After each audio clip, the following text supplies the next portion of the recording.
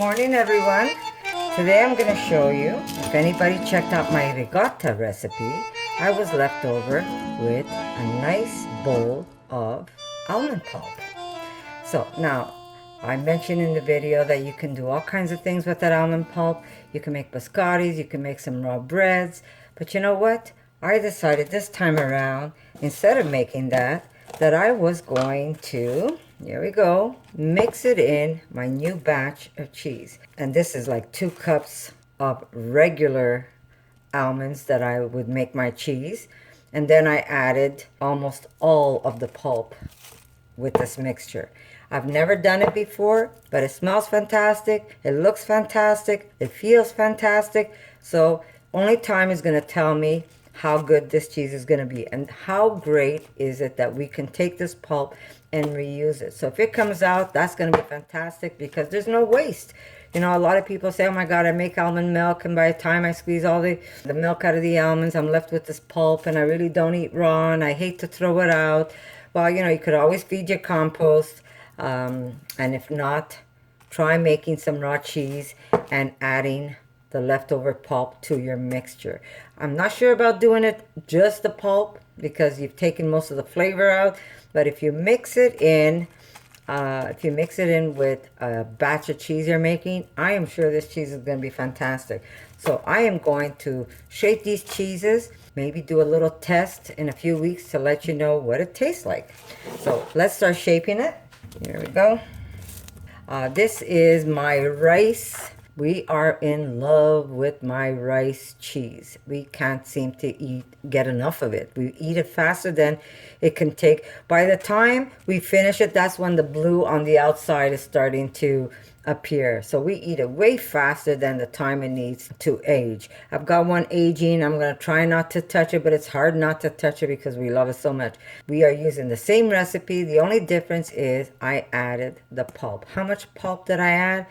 A little more than half. I probably could have used all of it, but I didn't want to take a chance. I mean, not that I'm not going to eat the cheese. I'm still going to eat the cheese, but I want it to taste good. So if this tastes good, I'm sure that little bit extra is going to be just fine also. So I'm going to get some cornstarch. Sorry, did I say cornstarch? Tapioca starch. That's what I use most of the time.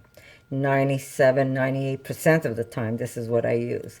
So I am just going to flatten my starch and start scooping in my cheese.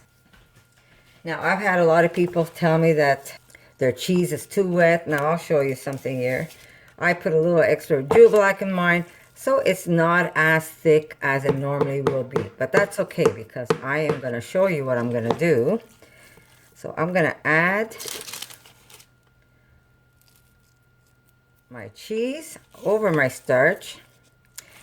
Basically what I'm going to do is I'm going to take this cheese and put it in a box and leave the lid slightly open, and make sure there's paper underneath the cheese that will also absorb moisture. I have to remember to make big cheeses. My daughter loves big cheeses. Okay. That's a nice big one. It also takes longer to set, but that's all right. Okay, and now we're just going to push up. I could even put a little more. Push up my starch.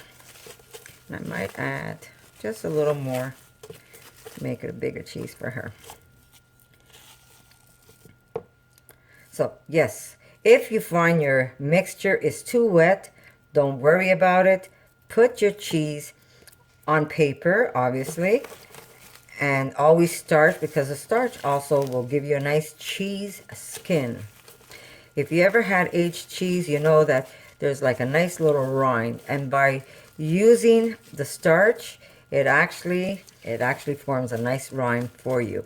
And sometimes I also keep restarching it as it's aging. If I find that the cheese is a little wet on the outside, I just get some starch and I just sprinkle it on top, and it helps also absorb some of that moisture.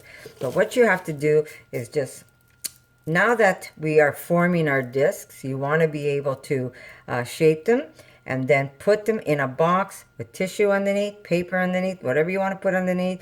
You can use paper towels. This is a good one to absorb moisture. And you want to leave the box open that it gets a little firmer faster, because the air is going to circulate. But don't leave it completely open, because, you know, you don't want things falling on your cheese either, right? Here we go. And plop it down. And we've shaped our first one. Now, I usually tie it, and I'll tell you why I tie my cheese. Because if your cheese is a little wet and you don't keep it up either with some paper, it will start settling down on you. So just bring it up as high as you want. And after it's up there, you use whatever paper you have. Let it be wax, let it be parchment, and just tie it, and your cheese will hold even better.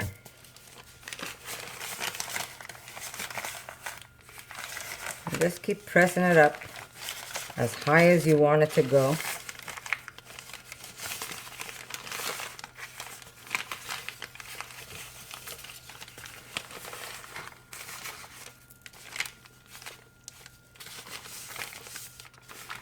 And then you know the trick, right? The trick is to put just a little bit of cheese as glue, and it holds your paper in place until you're ready to tie it. I found that my daughter used all my jute, so I am stuck using whatever I have to tie my cheese, but that's all right. There we go. Tie. And remember the trick, if you find your paper slippery, is a little too slippery, if you find your, what you're tying is a little too slippery, if you take your ribbon, make a loop, go back in again, and then you tie it, look at that. It just holds. There we go. And now I'm going to press my cheese down and start shaping my next one. I just wanted to tell you that I am using my pulp that I made my ricotta with, and I put it in a new batch of cheese, and it tastes fantastic. The texture is good. Tastes really good. So you can reuse your pulp. You don't have to throw it away. If you're not making any raw breads or crackers, you don't have to throw it away. Do use your pulp maybe in the next batch of cheese. And if you find you have too much pulp, what you could do is freeze them in small amounts. So instead of putting a whole bunch of pulp in a new batch of cheese, you can defrost that pulp into smaller sections, and then you could add it to your nut mixture when you're making your cheese. So there's many ways of doing it, and you're not throwing away food.